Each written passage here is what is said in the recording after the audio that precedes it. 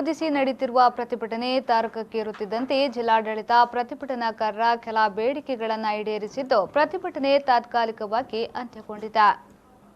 ಸುಮಾರು 130ಕ್ಕೂ ಅಧಿಕ ಸಂಘಟನೆಗಳ ಬೆಂಬಲದೊಂದಿಗೆ ಸಾರ್ವಜನಿಕರು ಭಾರಿ ಸಂಖ್ಯೆಯಲ್ಲಿ ಪ್ರತಿಭಟನೆಯನ್ನ ನಡೆಸಿ ಸ್ಥಳೀಯ ವಾಹನಗಳಿಗೆ ಟೋಲ್ ಸಂಗ್ರಹಿಸಬಾರದು ಎಂದು ಆಗ್ರಹಿಸಿದ್ರು.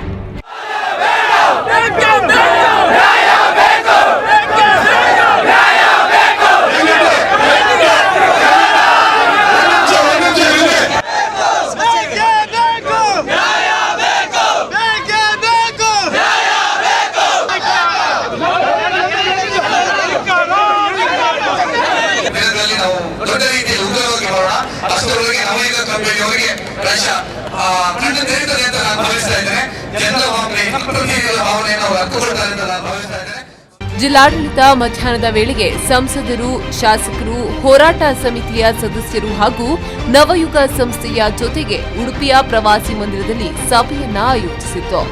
ಸಭೆಯಲ್ಲಿ ಹಾಜರಿದ್ದ ಸಂಸದರು, ಶಾಸಕರು, ಪ್ರತಿಭಟನಾಕಾರರು ಜಿಲ್ಲಾಡಳಿತ ಹಾಗೂ ನವಯುಗ ಸಂಸ್ಥೆಯ ಮೇಲೆ ಸ್ಥಳೀಯ KA-20 ನೋಂದಣಿಯ ವಾಹನಗಳಿಗೆ ಕನಿಷ್ಠ 20 ಕಿಲೋಮೀಟರ್ ವ್ಯಾಪ್ತಿಯಲ್ಲಿ ರಿಯಾಯಿತಿ ಹಾಗೂ ಟೂರಿಸ್ಟ್ ವಾಹನಗಳಿಗೂ ರಿಯಾಯಿತಿ ನೀಡುವಂತೆ ಆಗ್ರಹಿಸಿದ್ರು. ಆದರೆ ಜನಪ್ರತಿನಿಧಿಗಳು ಹಾಗೂ ಹೋರಾಟಗಾರರ ಮನವಿಗೆ ಕಂಪನಿ ಯಾವುದೇ ರೀತಿಯಲ್ಲಿ ಸ್ಪಂದನೆ ನೀಡದೆ ಸಭೆ ವಿಫಲವಾಯಿತು.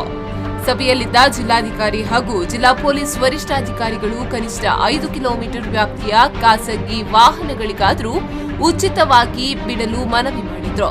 ಆ ಮನವಿಗೂ ಸ್ಪಂದಿಸದ ಕಂಪನಿಯ ವಿರುದ್ಧ ಪ್ರತಿಭಟನಾಕಾರರು ಆಕ್ರೋಶ ವ್ಯಕ್ತಪಡಿಸಿದ್ರು.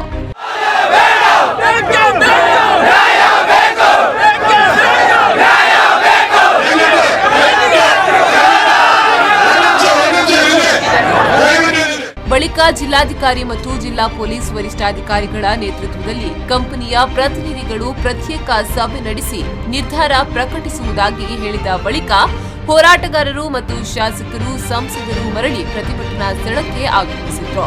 ಪೂರ್ಣ ಬೇಡಿಕೆ ಈಡೇರಿಲ್ಲ ಎಂದು ಆರೋಪಿಸಿ ಪ್ರತಿಭಟನಾಕಾರರೆಲ್ಲರೂ ಜನಪ್ರತಿನಿಧಿಗಳೊಂದಿಗೆ ಸೇರಿ ಟೋಲ್ ಕೇಂದ್ರದ ಎದುರು ರಸ್ತೆಯಲ್ಲಿ ಕುಳಿತು ಪ್ರತಿಭಟನೆಯನ್ನ ನಡೆಸಿದ್ರು. ಈ ವೇಳೆ ಪೊಲೀಸರು ಸಂಸದೆ ಶೋಭಾ ಕರಂದ್ಲಾಜೆ, ಶಾಸಕ ರಘುಪತಿ ಭಟ್ ಸಹಿತ 62 ಮಂದಿ ಪ್ರತಿಭಟನಾಕಾರರನ್ನ ಬಂಧಿಸಿ ಬಿಡುಗಡೆಗೊಳಿಸಿದ್ರು.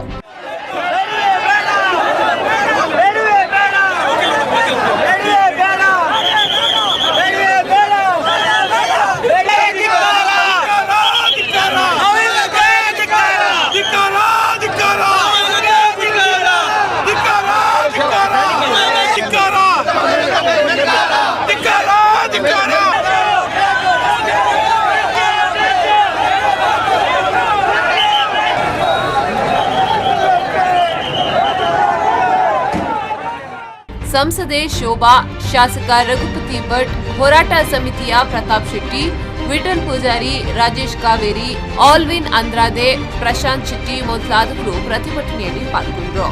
ಹೋರಾಟದ ಕಿಚ್ಚು ಹೆಚ್ಚಾಗುವ ಸಾಧ್ಯತೆಯನ್ನ ಮನಗಂಡ ಪೊಲೀಸ್ ವರಿಷ್ಠಾಧಿಕಾರಿಗಳು ಸಾಸ್ತಾನ ಗುಂಡ್ಮಿ ಟೋಲ್ ಕೇಂದ್ರದ ಬಳಿ ಬಿಗು ಪೊಲೀಸ್ ಬಂದೋಬಸ್ತ್ ಅನ್ನ ಏರ್ಪಡಿಸಿದ್ರು. ಹೆಚ್ಚುವರಿ ಎಸ್ಪಿ ಕುಮಾರ್ ಚಂದ್ರ ಸ್ಥಳದಲ್ಲಿ ಮುಖಂ ಹೂಡಿದ್ದು ವಿವಿಧ ಭಾಗಗಳ ಡಿವೈಎಸ್ಪಿ, ಸರ್ಕಲ್ ಇನ್ಸ್ಪೆಕ್ಟರ್, ಠಾಣಾಧಿಕಾರಿಗಳು, ಸಿಬ್ಬಂದಿಗಳು ಬಿಗು ಪೊಲೀಸ್ ಬಂದೋಬಸ್ತ್ ಅನ್ನ ಏರ್ಪಡಿಸಿದ್ರು.